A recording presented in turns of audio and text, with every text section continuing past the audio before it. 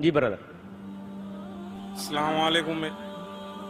Doctor Zakir Naik صاحب، میرا نام نیلیش آمبور ہے، میں اورنگ آباد سے آیا ہوں. میرا سوال یہ ہے سر آپ سے، آپ جب کسی ہندو گیتا یا وید کا حوالہ دے کر اگر آپ کچھ بولتے ہیں یا قرآن سے وہ ملتا ہے تو کیا اس کے اوپر ہم عمل کر سکتے ہیں؟ بھائی صاحب کا سوال ہے کہ جب میں گیتا کا حوالہ دیتا ہوں، وید کا حوالہ دیتا ہوں، دوسری مذہبی کتابوں کا حوالہ دیتا ہوں، جب وہ قرآن سے ملتی ہے تو کیا ہم اس کے اوپر عمل کر سکتے؟ قرآن کی بات یا وید کی بات کریں یا گیتا کی بات؟ گیتا یا وید کی؟ گیتا یا وید. تو اگر جو چیز وید اور گیتا میں لکھی ہے اور جو قرآن سے ملتی ہے، کیا ہم ان پہ عمل کر سکتے ہیں؟ میرا کہنا یہ ہے کہ قرآن کو کہا گیا فرقان. فرقان مطلب وہ چیز جو سچ اور جھوٹ کے بیچ میں جو ڈفرنس ہے اس کو پہچانتی ہے. فرقان یعنی فرق، حق اور باطل کے درمیان جو فرق ہے اس کو پہچانتی ہے قرآن. جس طریقے سے میں نے کہا کہ کئی پیغمبر آ چکے محمد صلی اللہ علیہ وسلم کے پہلے، اسی طریقے سے قرآن میں لکھا ہے سورہ رعد میں سورہ نمبر 13 آیت نمبر 38 میں کہ ہم نے ہر دور میں ایک کتاب نازل کی ہے. نام سے صرف 4 کتابوں کا ذکر ہے: توراہ، زبور، انجیل اور فرقان، قرآن.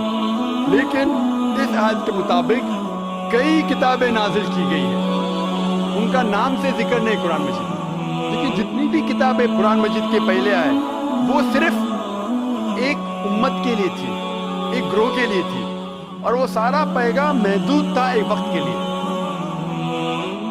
اسی لیے اللہ سبحانہ و تعالیٰ نے، خدا نے یہ ساری کتابوں کو محفوظ رکھنے کے لیے صحیح نہیں سمجھا، کیونکہ یہ محدود تھی اس وقت کے لیے. اسی لیے یہ جتنی کتاب پہلے نازل ہوئی وہ محفوظ نہیں ہے، نہ اس کی ضرورت ہے. لیکن کیونکہ قرآن مجید آخری کلام ہے اللہ سبحانہ و تعالیٰ کا، اسی لیے اللہ سبحانہ و تعالیٰ خود کہتے ہیں سورہ ہجر میں سورہ نمبر 15 آیت نمبر 9 میں کہ ہم نے اس قرآن مجید کو نازل کیا ہے اور ہم اس کی حفاظت کریں گے. تو جتنے پہلے کتابیں آئے ان کے اندر ملاوٹ ہو چکی ہے. جس طریقے سے اللہ تعالیٰ فرماتے قرآن مجید نے سورہ بقرہ میں سورہ نمبر 2 آیت نمبر 79 میں فَوَيْلٌ لِّلَّذِينَ يَكْتُبُونَ الْكِتَابَ بِأَيْدِيهِمْ ثُمَّ يَقُولُونَ هَٰذَا مِنْ عِندِ اللَّهِ لِيَشْتَرُوا بِهِ ثَمَنًا قَلِيلًا فَوَيْلٌ لَّهُم مِّمَّا كَتَبَتْ أَيْدِيهِمْ وَوَيْلٌ لَّهُم مِّمَّا يَكْسِبُونَ. لعنت ہے ان لوگوں پہ جو لوگ کتاب اپنے ہاتھ سے لکھتے ہیں اور کہتے ہیں یہ خدا کی طرف سے ہے. لعنت ہے ان لوگوں پہ جو کماتے ہیں، لعنت ہے ان لوگوں پہ جو لکھتے ہیں. تو اس سے یہ ظاہر ہوتا ہے کہ جتنے پہلے کتابیں آئے ان میں ملاوٹ ہو چکی ہے. یہ قرآن آخری کلام ہے اور کوئی بھی چاہے تو اس کو تبدیل کر ہی نہیں سکتا. خدا خود، اللہ سبحانہ وتعالیٰ خود اس کی حفاظت کریں گے. اسی لیے آج جب میں مطالعہ کرتا ہوں قرآن اور دیگر مذہبی کتابوں کا، اگر یہ میچ ہوتا ہے، اگر یکساں ہے، جو چیز قرآن اور بھگوت گیتا میں یکساں ہے، مجھے کوئی بھی گلا شکوہ نہیں ہے ماننے کے لیے کہ یہ پورشن، یہ شلوک خدا کی طرف سے ہے. لیکن اگر قرآن سے نہیں ملتا ہے تو میں کہوں گا کہ ہو سکتا ہے، ہو سکتا نہیں. لیکن قرآن کے خلاف ہے تو میں کہہ سکتا ہوں کہ یہ خدا کا کلام ہے ہی نہیں.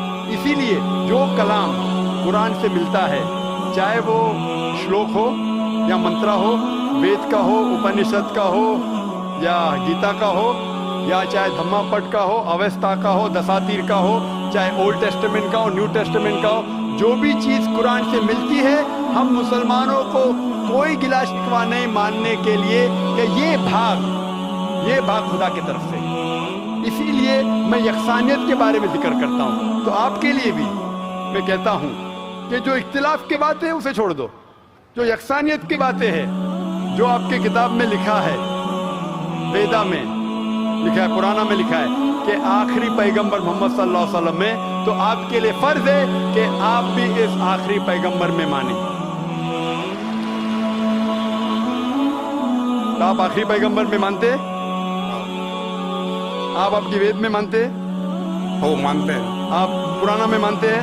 ہو مانتے. تو میرے تقریر میں نے اتنے بار کہا اور اتنے حوالے دیا کہ آپ کی مذہبی کتابوں میں لکھا ہے کہ محمد صلی اللہ علیہ وسلم انتم رشی ہے. آپ کل کی پرانا پڑھیں گے تو ان کے والد کا نام لکھا ہے وشنو یاس عبداللہ، ان کے والدہ کا نام لکھا ہے سمتی آمینہ. وہ کہاں پیدا ہوئیں گے؟ سنبالا میں، مکہ میں. وہ چیف آف سنبالا میں، قریش کے خاندان میں.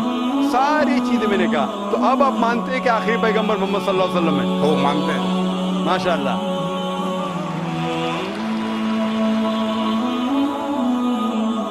تو آپ مانتے ہیں کہ خدا ایک ہے؟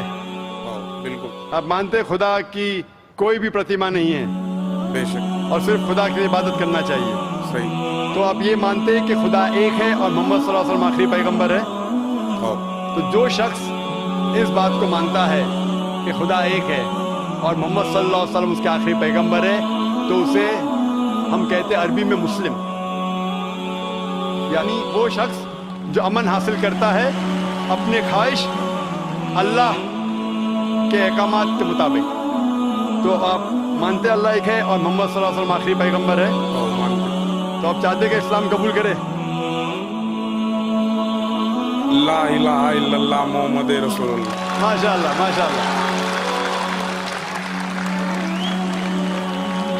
ماشاء اللہ، سبحان اللہ. آپ سے زبان سے کہہ دیے کہ اللہ ایک ہے، اس کے علاوہ کوئی معبود نہیں عبادت کے لائق، اور محمد صلی اللہ علیہ وسلم آخری پیغمبر، آپ مسلمان ہیں.